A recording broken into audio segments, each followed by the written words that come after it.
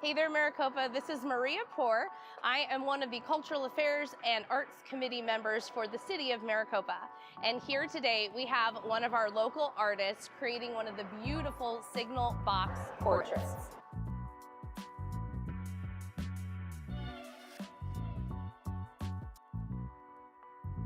I'm here today with artist Veronica Lichtenstein, who created this beautiful mural. Veronica, what does this represent for you? This is, when I was thinking about Maricopa and the kind of box I would want to paint, I just started to think about what's one of the main activities that people in my neighborhood do. And me and my daughter go bike riding all the time, especially around Halloween and Christmas time, to look at all the displays and to enjoy the weather during that season. So I wanted to make a mural of a joyful bike ride, and that's what it is. It's a blissful joyride. This is part of our Super Bloom, and this is actually this street on Honeycutt, which was just like a month ago, was all blown up with these yellow trees and the green pieces out there. So it's just one of my favorites because it reminds me of the amount of fun times we had together going bike riding every night. And this piece directly represents you and your family life and your family together. Describe that for us. Absolutely. We love going on bike rides and going around the neighborhoods. We love getting picnics. We'll pick up Chipotle and then we'll just, find a spot under a tree and just hang out. And it's one of those things where she'll want to do it every night and she gets to talk about the end of her day and open up, and it's just a really fun event for us to do. And I think as I've been doing this piece and bike riders have come by, it's been fun to see families together see this and feel like they're being captured from Maricopa. What does it mean to you to have this gorgeous public artwork up in your city? Just the world. I'm so excited. I'm excited to seeing the 9 other pieces that are going to be out there, just to see what everybody has and everybody's unique fingerprint and art, and seeing what they're going to come up with. I'm just excited to see more of this throughout the city because I think it just really brings out the community to life. It does. Thank you so much for being a part of our public art initiative here in the city of Maricopa. Thank you so much for gifting our community with your talents. It's beautiful and something that people can really enjoy and last a really long time. Thank you. Thank you so much for your work. Thank you. I appreciate it. Welcome back to the program where the questions are answers and the answers don't stop. It's Maricopa's favorite game show, Permit or Not. I'm your host, Luis Vila, and I'd like to remind our viewers today that if you have any questions regarding any of the categories today, please leave them in the comments below. Now let's take a look at the board. The categories today are city services, do I need a permit for that? What's being developed? City events, library, and road. Bob, why don't you lead things off for us? Thank you, Luis. I'll take do I need a permit for that for 200? I would like to pour a slab of concrete in my backyard. Do I need a permit for that? What is no? That is correct. Slabs or pavers in your backyard are up to the owner's discretion. However, any work being done in the front yard, you'll need to contact your HOA. I'll take permits for 600. My pool needs to be drained. Do I need a permit for that? Yes. I mean, what is yes? What is no? That is correct. Pro tip, if you're looking to drain the water in your pool, you'll find 2 black water conduits in the front of your home. One of them leads directly to sewage. Plug it in and you're ready to begin draining. However, you'll need to contact Global Water first, as the pool water needs to be of a specific pH level before you can begin the draining. That's all the time we have for today. Be sure to tune in next time to Permit or Not, and until then, feel free to visit www.maricopa-az.gov for all of your questions regarding city events, permits, and more. Or leave us a comment below and we'll be sure to get back to you.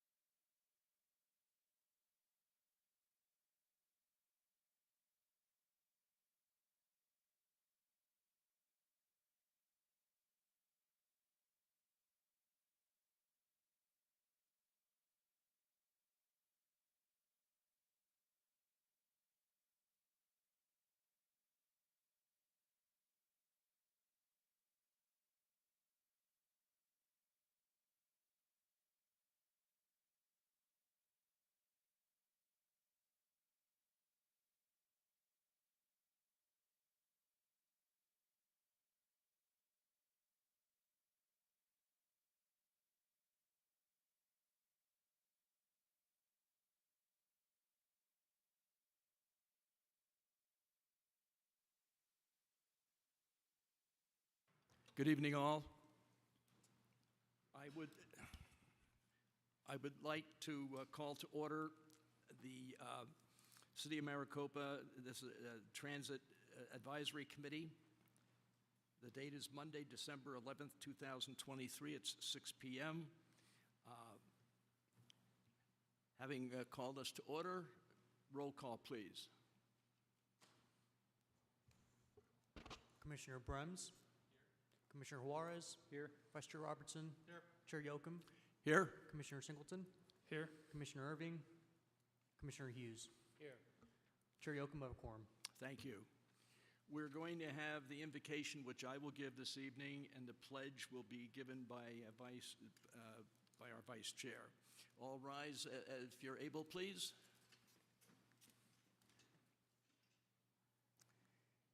Please bow your heads as we pray. Dear wise and living Father, let me say that we thank you for life itself, for friendship, and for the ability to be involved in useful work, and for the honor of bearing the responsibilities thrust upon us. Bless our servicemen who, excuse me, put themselves in harm's way every day to protect us. You have said that citizens ought to obey the governing authorities, since you have established those various authorities to promote peace, order, and justice. We pray for our mayor, for the various city officials, and the assembled commission. Grant us the wisdom to make wise decisions, sense the welfare and true needs of our people. I pray for the agenda set before us today. Please guide us to what would please you and what would benefit those who live and work in and around our beloved city of Maricopa. In your most blessed name we pray. Amen. Please join me in the pledge. I pledge allegiance to the flag of the United States of America and to the republic for which it stands, one nation, under God, indivisible, with liberty and justice for all.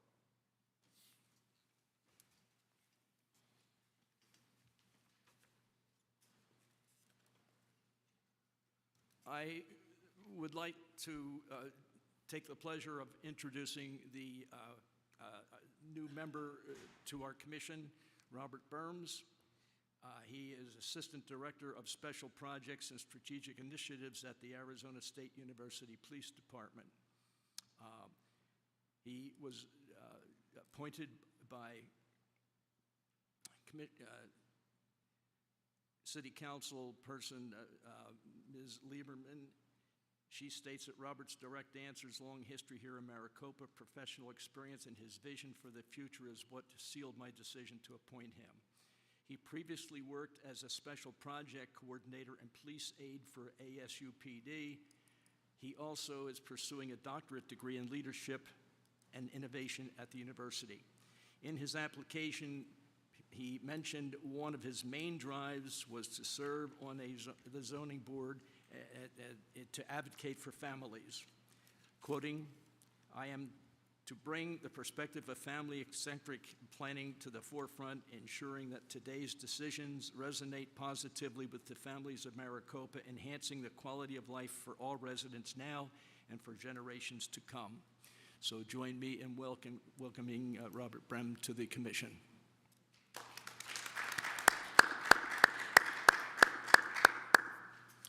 Next, we are looking to approve the minutes. This is item 3.1 on the agenda, MIN 23-69. Is there any discussion on those minutes? If not, may I have a motion to approve, please? So moved by Commissioner Hughes. A second? Second. A second by Commissioner Singleton. Any further discussion? All in favor? Aye. Opposed? Okay, motion carries. Call to the public.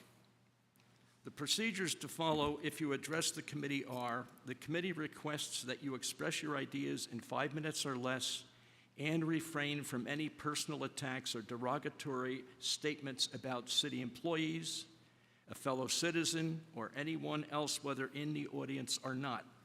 The committee chair will limit discussion whenever he or she deems such an action appropriate to the proper conduct of the meeting. At the conclusion of the open call to the public, individual members of the committee may respond to criticism made by those who have addressed the committee and may ask staff to review a matter or may ask that a matter be put on a future agenda. However, members of the committee shall not discuss or take legal action on any matters during an open call to the public unless the matters are properly noticed for discussion and legal action. Do I have any speaker cards? Does anybody want to bring a speaker card to the chair? Okay. Seeing if we have no speaker cards, would anybody want to come to the podium and speak on any issue that they feel is important to them? Okay. Let's go to the agenda items.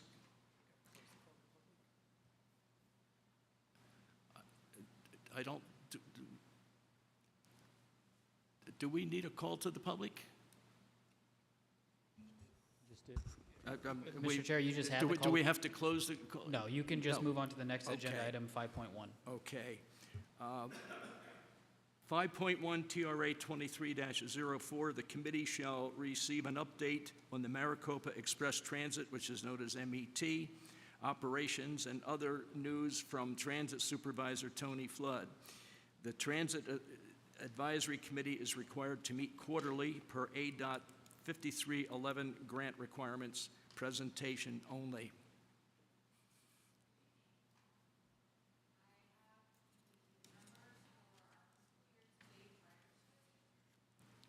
Could you use the microphone, please?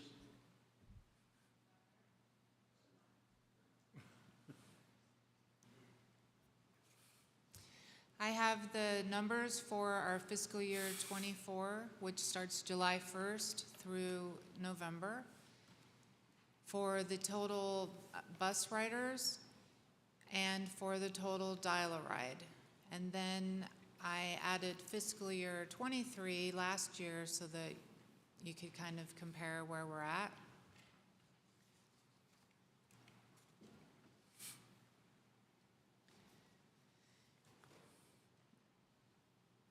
That is all that we have to bring you up to date in this meeting, is just where we are in our ridership. We're fully staffed, moving ahead.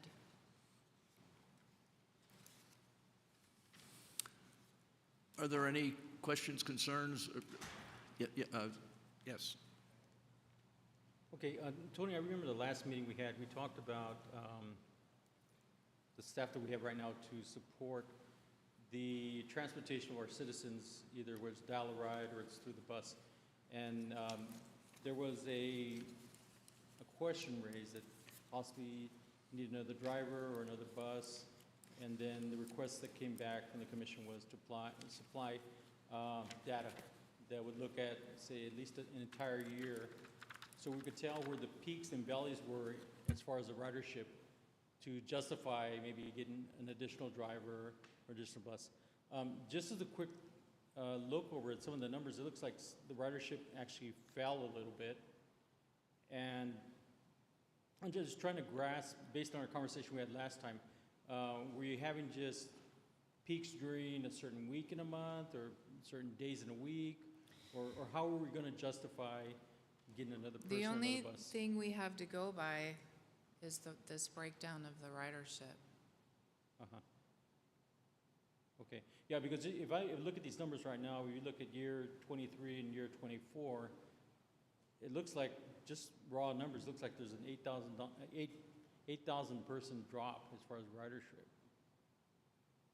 And it looks like, just looking at July through November of 23 and July through November of last year, there appears to be a drop as well.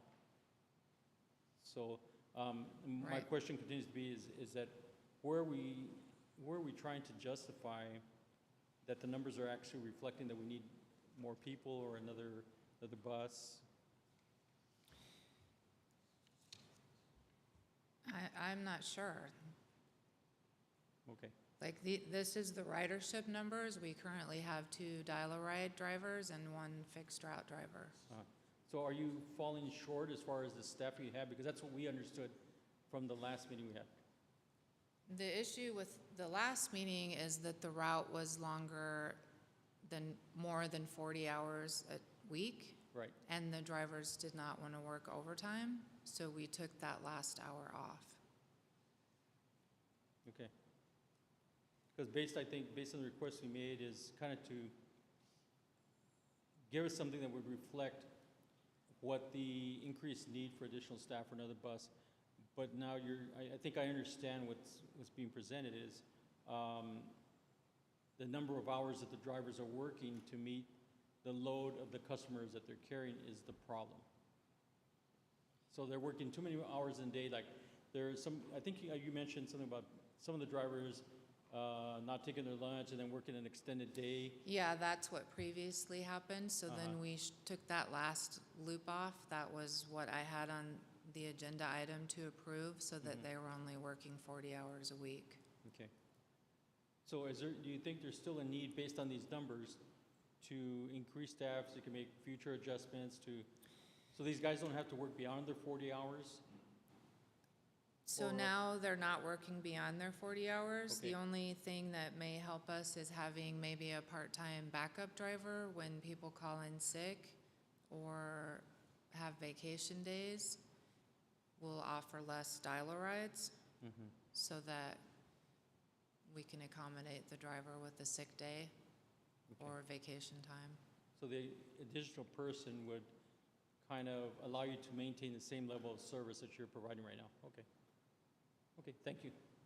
You're welcome. Vice Chair? Just maybe just a little follow-up. Do you see any correlation with the schedule, time adjustment and this lower ridership during that same period? Did the schedule change relate or cause the lower ridership? Do you mean when we took off the last loop? Yeah.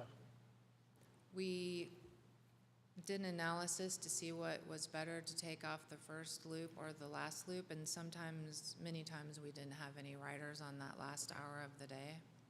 So I don't think that's what's going on. I think the August dial-a-ride is lower because we were short-staffed a lot of days in August. Okay. August 4th through August 28th, we only had 2 drivers, but we took from the dial-a-ride to cover the fixed route, and the fixed route isn't less ridership, Okay. so. Yeah, it's probably important to us to understand as we move along as a committee, because we're relatively new, we're learning along the way to learning your operation, that when we see these peaks and valleys, to do a little, digging into that and determine if there's an operational issue that caused or is it summertime, snowbirds. You would expect that with the snowbirds coming, it would increase.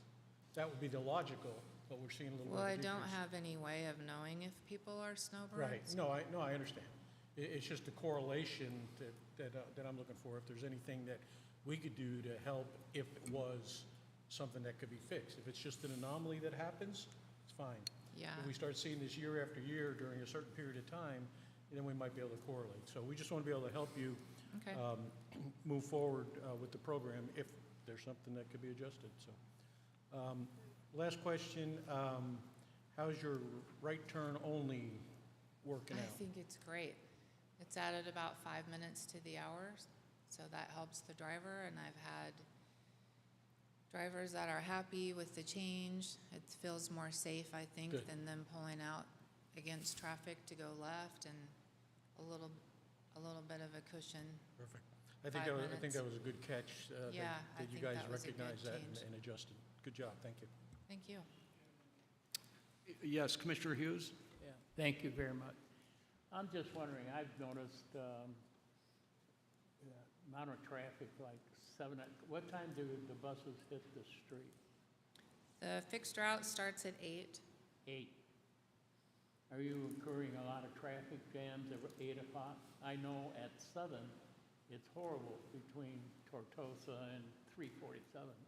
it takes a good half an hour to even try to get up there. or Yeah, longer. so the fixed route doesn't go out to Tortosa at this time, so that probably helps. I know it is hard sometimes to get into the cobblestone stop by Walgreens with the 347, and that seems to be our issue right now because of the road work. So the traffic is interfering with your normal schedule. It does make us behind sometimes. Then we keep running. That's why, again, I think I'd like to see a traffic study, and I've asked for it, but maybe someday we'll get it. Thanks. Yes, so I think last time I talked about a transit study that we could do when we start the next grant, but we don't have the approval to do that on the grant that we're on right now. So that would be when we move up. Well, it's important to your schedule, and it's important to the riders, you know, and Right. it's a critical thing, I think, in our community right now, because of our growth, and we're growing. I'm very happy with the growth. However, with the growth, our infrastructure, to me, is not appropriate to handle the amount of building that we're doing. Thank you. Right. Okay. Commissioner Singleton? Just one question. On that grant and moving up, can you remind us again, like when that is up for, I guess, applying? So the grant that we're on right now ends in October, and we can start applying for the new grant, but we have to finish out this 5311 that we're on now. We're starting the second year of that grant. It just started October 1st. Perfect, thank you. You're welcome. Are there any actions you can take to try to increase ridership? Or is there have you been doing anything, or is there anything you can do? Not at this time.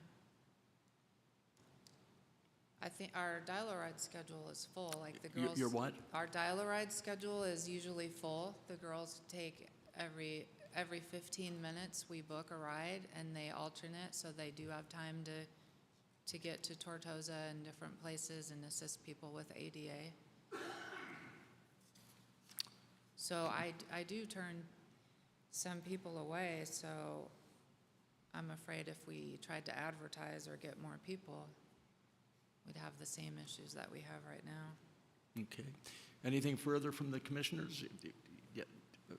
Antonio, Suarez? I have one more follow-up. With the canceling of that one portion of the loop, do you see that as a permanent condition? Yes, so we just canceled the 4 o'clock run, and so it's like the whole route for the last hour. And now we don't have drivers on overtime, so they're not interested in working more hours a day. So I think this is a good schedule for them to just do 40 hours a week.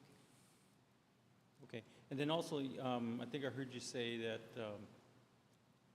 your dollar ride is constantly full, but I don't know if I heard if there's a need for more dollar ride service or not.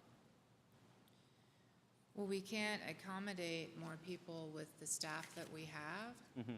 And this is what we applied for the grant and what we're awarded. And so this is just where we're at right now. Okay. Yeah, I just want to make it clear in my head, because initially I was thinking that the need was where you're going to have the bus ridership. That's what we wanted to address, but it looks like looking at the dial-a-ride, we may want to look at trying to take care of that over the bus ridership. Would that be fair to say? What are you looking to change on Okay, the well, dial-a-ride? what I think based on the last meeting, we were looking at maybe getting additional staff to support, and I thought in my mind, for the bus ridership. But since we cut a loop out of the bus ridership now, and there appears to be this need that's, that we can't meet right now for the dial-a-ride. I think that was some of the comments from the committee, but that is not where our Okay. budget is, or our grant is, or our staff is. Okay, thank you.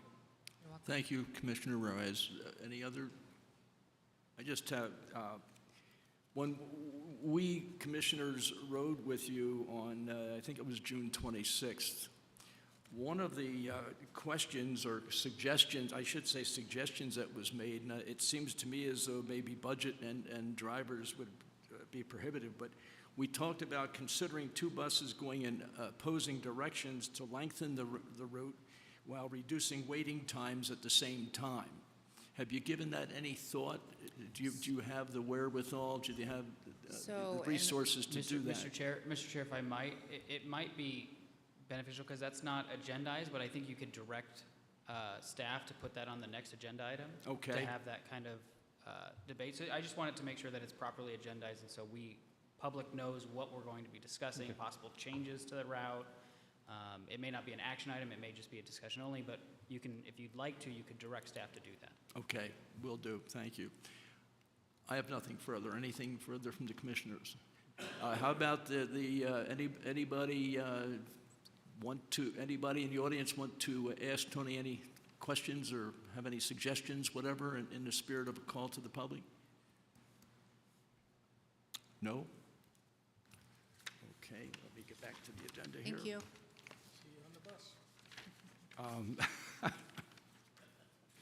What happened? Oh, here it is. There it is. All right.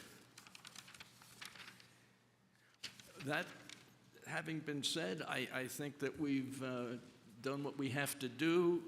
Next item on the agenda is to consider an adjournment. Motion to adjourn, attack meeting. Second? Second. Second. All in favor? Oh, excuse me. Any further discussion? If not, all in favor of adjourning? Aye. Opposed? Motion carries. We are adjourned. We will now move to the City of Maricopa. Let me get this out. We're calling to order the meeting. Maybe have a roll call, please. Commissioner Brems. Here. Commissioner Juarez. Here. Vice Chair Robertson. Here. Chair Yocum. Here? Commissioner Singleton. Here. Commissioner Irving. Commissioner Hughes. Okay. We had our invocation and pledge to the flag, so we'll move to the call to the public. Item number 3, if you wish to speak, please complete a speaker card and submit it to the chairman prior to the start of the meeting. The procedure to follow: if you address the commission or commission requests that you express your ideas in 3 minutes or less, refrain from any personal attacks or derogatory comments about any city employee, a fellow citizen, or anyone else, whether in the audience or not. The chairman will limit discussion whenever he deems such an action appropriate to the proper conduct of the meeting. Next, minutes. The minutes of our last meeting. We have a motion by Commissioner Hughes, second? Second. Second, okay. We have any further discussion? All in favor? Aye. Aye. Opposed? Motion carries. We're moving to the regular agenda, item 5.1, PPE 23-01, subdivision PPE 23-01. The Planning and Zoning Commission shall discuss and possibly take action on approving a one-time or 2-year extension of preliminary plat approval case number SUB 21-20, Red Valley Ranch preliminary plat discussion and action. We have staff report, please. Thank you, Mr. Chairman, members of the commission. My name's Rick Williams with Planning Department, and I'll be talking to you this evening about the Red Valley Ranch preliminary plat extension. Fairly unique in that we don't see preliminary plat extensions very often. However, the code is pretty specific on what it is we're looking for here. So, Red Valley Ranch outlined up there in red with just a little proximity. North there is to West Farrell Road. We've got Murphy Road there to the west. For a little more context, that's Volkswagen just to the north of the subject site. Now, back in November 8th, 2021, Planning Commission approved the subdivision preliminary plat for the Red Valley Ranch. And subsequently, what it did was subdivide 164 acres into 544 single-family lots. Prior or subsequent to that approval, the preliminary plat expired. So as we are working forward through the development process, and the whole key for being here this evening is as they work through their final plat, in order to be able to submit that final plat to the city, they have to have a current preliminary plat on file with the city. So Section 1720.050 allows for a one-time 2-year extension of the pre-plat, subject to no changes being made to it, and still meeting the requirements. So based on that, engineering's taken a look at it, planning, building safety. We've vetted it through the internal process throughout the city and determined that it has met those requirements. And with your action this evening, it would extend the preliminary plat essentially to 12/11/2025. So that being said, staff recommends the Planning Commission approve the request before you this evening as described in preliminary plat extension 2301. Chairman Yocum, that concludes my presentation. I'll be happy to answer any questions y'all might have. Commissioners?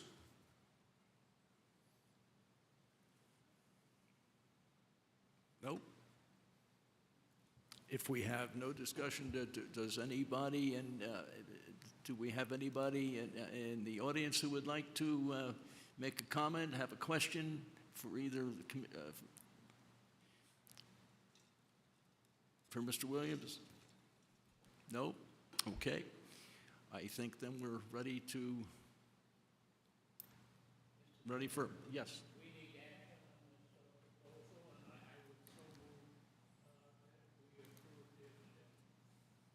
Okay, we do have a motion to approve by Commissioner Hughes. Do we have a second? Second. Second by Vice Chair.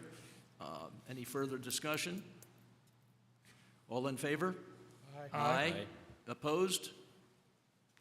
Motion carries. Let's move to the next item on the agenda, 5.2 TXT 23-04, Public Hearing TXT 23-04, Text Amendment A, request by the City of Maricopa for review and approval of a proposed text amendment to Section 17 subdivision regulations and Section 18 Maricopa zoning ordinance as contained in Exhibit A1 and B1. This is discussion and action. Staff report, please. Chairman Yocum, members of the commission, this is the action item for the text amendment that we brought back to y'all in October as a informational item. And as we had stated through that, it becomes necessary oftentimes to really just do a general upkeep or maintenance on the ordinance itself, just making sure we keep it up to date with not only current trends but development trends as well. So I'm happy to say that over the course of that 6 or 8 weeks since y'all last saw it, it's probably 99% the same.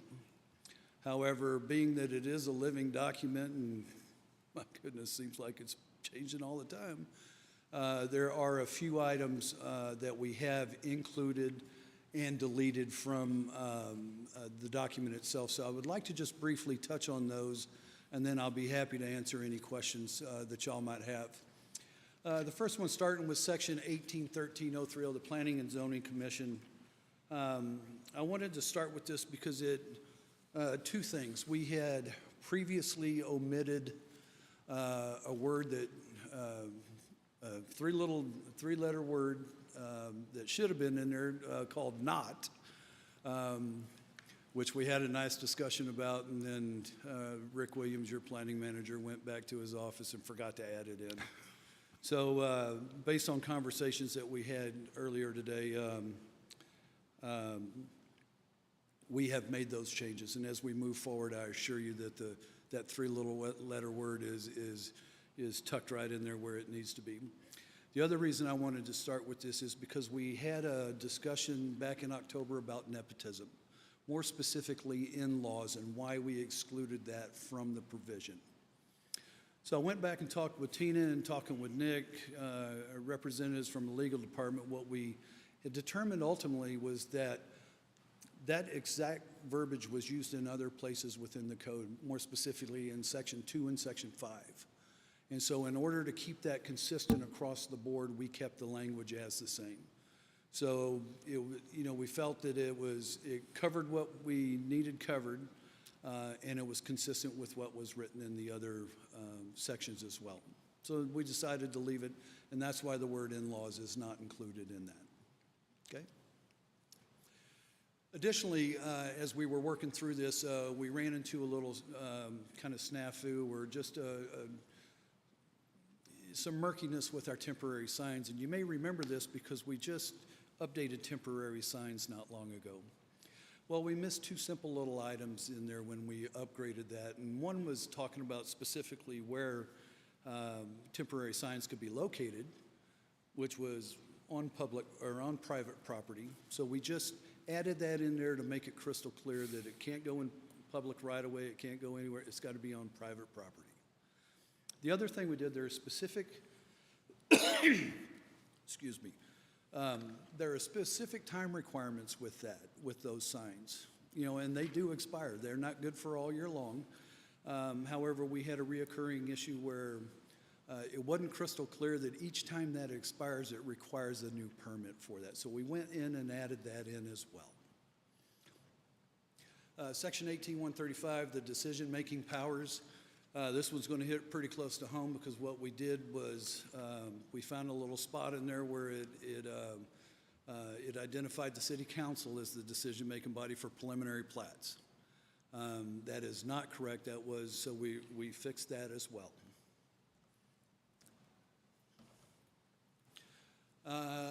And staying with preliminary plat approvals, we also found another item or another section where we had conflicting information.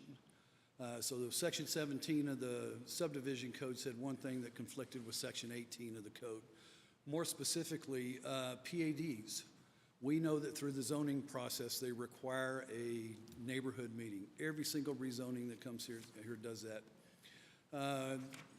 It kind of alluded to in the subdivision section that was a choice. It could be determined that it did, so it totally conflicted with that, and it requires that. The other thing was the noticing portion of the preliminary plat in the subdivision was vague. It said abutting properties. Well, but Section 18 says it's a 600-foot radius. So we go with the 600-foot radius. We overachieve instead of underachieve, so we wanted to just take that out and clear it up. And finally, with respect to Section 1730, you may remember this. This is where we were talking about a detached sidewalk requirement, but the reality of it was, and I'll give you the quick little history on that. And the reason we were trying to put that into Section 17 is because that's the subdivision regs. That's where a lot of people go to start. Now, those requirements are in our engineering design manual. They're also in our Section 18, our zoning ordinance. So we wanted it to be consistent.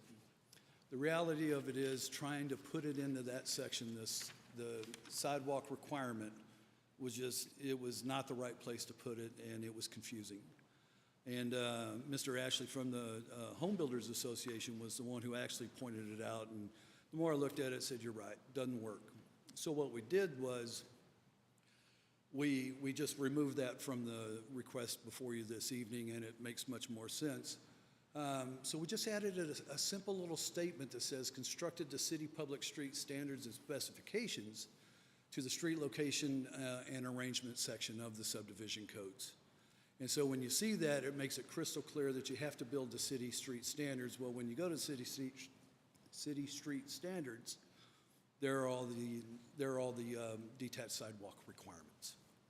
So just again, trying to be consistent across the board, because I can't tell you how often we'll hear a developer say, well, it doesn't say that in your subdivision regs. Well, it does now. And it says it in 3 different places. And And we're just, again, no surprises, trying to clean things up. So, let's talk a little bit about Arizona House Bill 2547. I included this in your staff reports. Recently passed bill, and to be honest with y'all, it's really aimed at City Council as a legislative body, but it's part of the process that we're going through. And so I decided to add this in there because I want to keep y'all up to speed on where we are on this and just total transparency. So what House Bill 2547 does is it amends certain sections of Arizona Revised Statutes.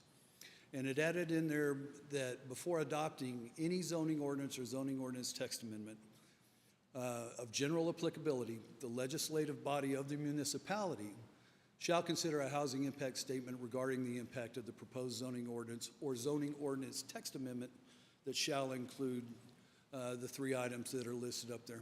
I'm not going to read each one of those to you, but I wanted to give you an update on it because we're working through this section. This is a recently passed bill.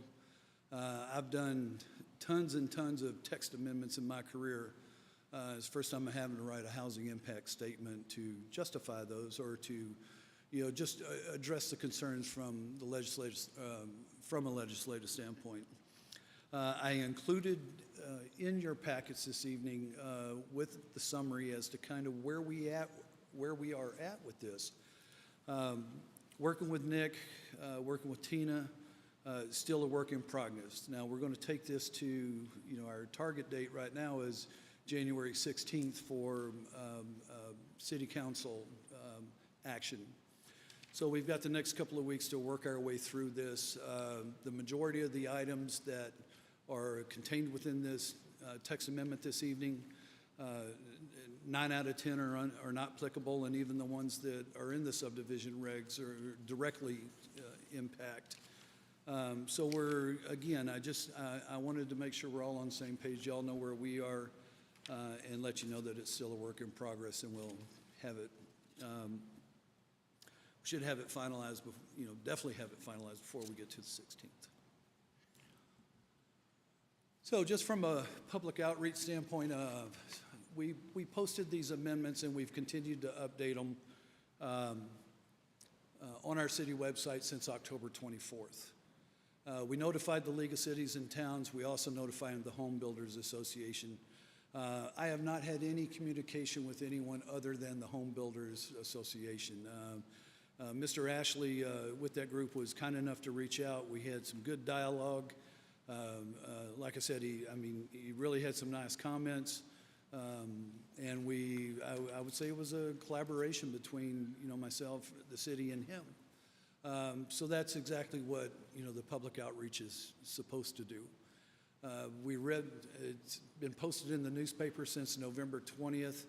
And of course, we had the informational item back on October. With the exception of the communication with Mr. Ashley, I've had no additional conversation with any member of the public regarding this evening. So Chairman, that essentially concludes my presentation. We're recommending approval of the case before you this evening, text 2304, as stated in your staff reports there. Chairman Yoakum, that concludes my presentation. I'll be happy to answer any questions y'all might have. Commissioners? Yeah, Vice Chair Robertson.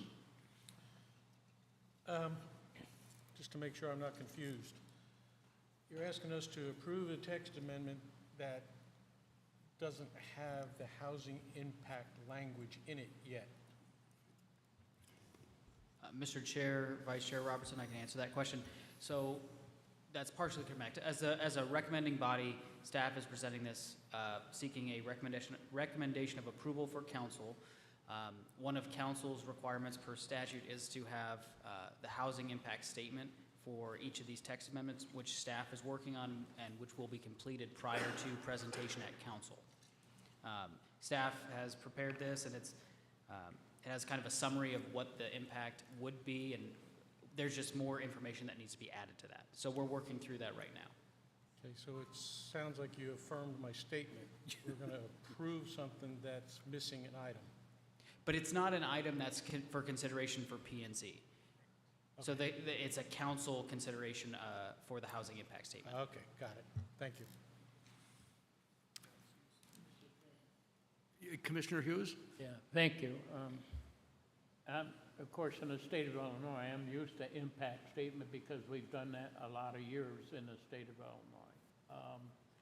But it came in, it's like my committee like this in the state of Illinois, that the committee would have to pass an impact statement and list the items that it wasn't injurious to the site. Is that the direction we'll be heading? I think that's legal. Commissioner Hughes, so statutorily that is delegated as was required for city councils as the legislative body. If at a later date the council wants to add that to the code for something that P&Z must consider, I think they can do that. But at this time, it's just the requirement for council and not a requirement for P&Z. My question, follow-up question would be, now, if we were ever taken to court and there wasn't a vote on the impact statement from a committee or this committee, I have lost court cases. Excuse me, I think a point of order. If we're going to be discussing going to court, I think we start getting into the into legalese, and I think just to Commissioner Hughes' point, you're not voting on approving these items or the housing impact statement. Staff's presenting this as just this is where it's going. This is the staff report that's going to be included with updated language. You're recommending the text amendments, not approval of the housing impact statement. You're only recommending approval or disapproval of the text amendments themselves, not their impacts on housing. Okay, well, I'm just speaking from experience and what has happened in court cases, so I'm fine. anything further from the commissioners? Yes, Commissioner Juarez? I'm going to take this back because I think I've been the one that brought up that small little word "not" last time. And it's just something that just sticks in my craw here. Why we leave out in-laws. I'm not saying we can't do it or we shouldn't do it. I just want to understand, because I think nepotism can exist beyond the blood relatives. And I would just hate to see us miss the boat on this, or just so you can educate me why we did it. That's all I'm asking for. Yep. Chairman Yoakum, Commissioner Juarez, again, as I stated previously, it's consistent language it's the exact same language that's in other sections of our code. Okay, and I understood that perfectly. It just that, how would I say this? Just because that language exists in other sections and we don't want to change other sections, it is my belief that maybe we should say, does the inclusion of in-laws make sense? Right. And if it does, then it kind of requires us to go ahead and change all the other sections to maintain the consistency. I don't know, like I said, I don't understand why we're holding back from making this change. If it does make sense. If it doesn't, and everybody else is fine with it, then I'm okay with it. I want to just get an understanding. I don't want to be difficult. It's just for me. I mean, it'd be a little bit thick-headed, but well, I think if this issue is addressed at other levels, either at council level or whatever, and there would have to be a change made there before we could include it in our document, I think that this, at least I feel that this commission would ask that you pursue that and see what their answer is. Chairman Yoakum, I have no issue with having the discussion internally as to whether we want to change that. through that process, we can certainly take a look at it. The question came up at the council or at the commission back in October, and the question was, why is it not included? So I know why it wasn't included now, and so if we want to take a look at changing that, then that's a whole different conversation. But it's, they chose to leave it as is based on the consistency with other statements within the city code. And I'll be happy to go back and open that conversation again and see where we go from there. Yeah, because where I was coming from is that Right. if we were trying to eliminate any possibility of nepotism at any level, then the arm reach of blood relatives is just as short as the in-laws. And so that's where I'm coming from. But if the idea is to just go ahead and accept as it is because it's all in the other sections, it reads the same way, then okay, that's what we do. Right. Now, what I assure you staff will do is, we've already started another list for the next text amendment. It's already on the board. We'll add it to the board, and we'll run that up the flagpole, and we present recommendations, we present ideas, we present, it's, right. They make those decisions. Thank you. Excellent. My pleasure. Right after Mayor Price was elected mayor, I think one of the first things he did within the first 2 or 3 weeks that he became mayor, he asked the chairs of all of the commissions, boards, and committees to get together and to write a code of ethics, and also it would address this issue. And that document exists somewhere. I don't have a copy of it, unfortunately, but why don't we dig that out, see what it has to say, and can we act on it accordingly? Because I was on that that project. At that time, I was chair of the Board of Adjustment. Mr. Chair, if I might, and just I don't want to go too far off topic, but I can, to your point and to Commissioner Juarez's point, there is a code of ethics for boards, commissions, and committees, and that's contained in Chapter 2.35 of the City Code. Okay, thank you. Vice Chair? Rick, could you go back, I think, to your second slide? Yes, sir. I think it was the second one. That one or that one? This one.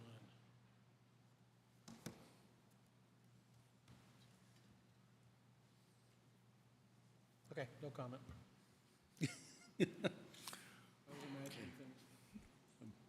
Anything further from the commissioners? Anybody? I'm sorry, Commissioner Hughes? Let me, before we do that, I'd like to see if there's anybody in the audience that would like to ask questions of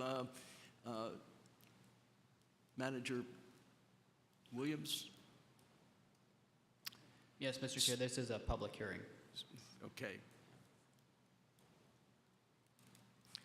Well, seeing none, I guess we can close the public hearing, and we will entertain the motion being given by Commissioner Hughes to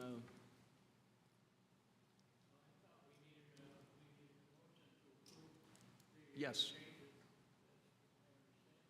Okay. We have a motion to approve. A second? Second. Any further discussion? If not, all in favor? Aye. Aye. Opposed? Motion carries. Next item on the agenda, reports from commission and/or staff. Mr. Williams. Well, Mr. Chairman, members of the commission, just on a personal note, thank you all for your time and effort throughout the whole year. I think back where we've come, how far we've come in the last year. We've had some change, and we've had some growing pains. We've become the TAC committee as well as the planning commission. So all of y'all's roles have really expanded, and it's very much appreciated. But more than anything, from a personal standpoint, our direct communication has gotten much better. We have conversations, we answer questions, we, on a personal basis, and I just want to say thank you for each and every one of you. I think our ability to deal with issues in the meeting and the communication amongst us has gotten so much better than it was a year ago, and I just really appreciate that. Today, December 11th, the final meeting of the year. Looks like second meeting in January is where we're tracking right now. I believe the... What was that date again, please? January, I think it's the 22nd. Yeah, we don't have anything tracking for January 8th, and that notification date's coming up at the end of this week, so we're not anticipating anything there. In closing, I would just say, happy holidays. Have a safe and happy new year out there. Look forward to 2024 and doing great things, and I just appreciate all y'all's efforts the entire year, and look forward to working with you again next year. Welcome, Mr. Brims. With that, Yeah, thank you. I want to follow up, and it's been a very fantastic year for me working with staff and working with this committee, and I certainly wish each and every one of you Merry Christmas and a Happy New Year. Thank you. And I would like to extend my thanks to my fellow commissioners. I think we see a lot of insight. I think we're all well prepared and well read before we come here. And it's been a very enjoyable experience for me. Thank you.